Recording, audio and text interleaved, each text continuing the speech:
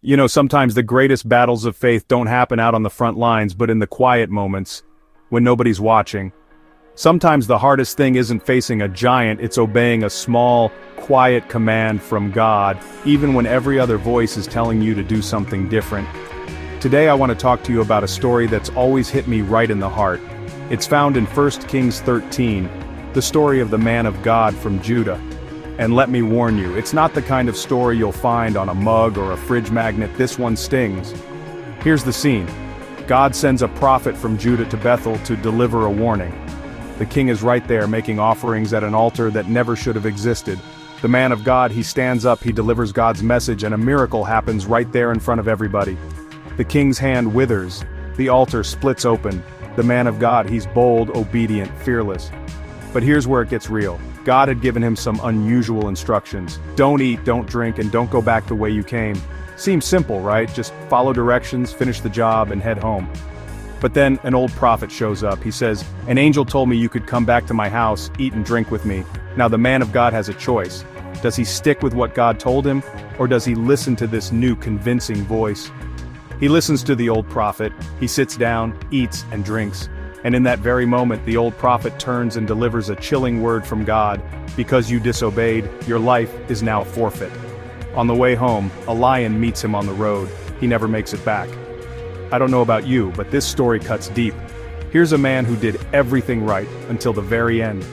He let the voice of another, even a religious, apparently trustworthy voice, override what God had told him personally. How many times have I done the same? How many times have I let the pressure, the expectations, the opinions of others drown out that still small voice in my heart?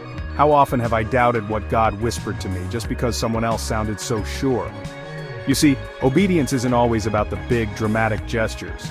Sometimes it's about the daily decisions, the quiet faithfulness, the choice to obey, even when it doesn't make sense, even when it costs you something, even when you stand alone.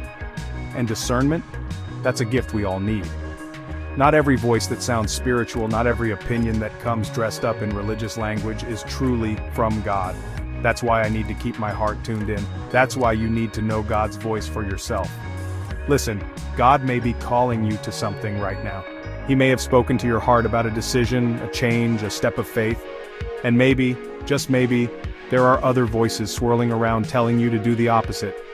Let me encourage you. Don't trade what God has spoken to you for the approval of others. Don't let spiritual-sounding advice take priority over God's instructions. Stand firm in what God has said, even if you stand alone. The story of the man of God from Judah, it's a warning, yes. But it's also an invitation to radical obedience, an invitation to discernment, an invitation to trust God's voice above all others no matter what. So, today, let's be people who don't just start strong but finish strong. Let's be people who listen, who discern, who obey, even when it's hard. Because in the end, it's not the applause of people that matters, it's the smile of God. Stay faithful, stay discerning, and above all, stay obedient. That, my friends, is how you walk as a true man or woman of God. Thank you for watching. See you next time.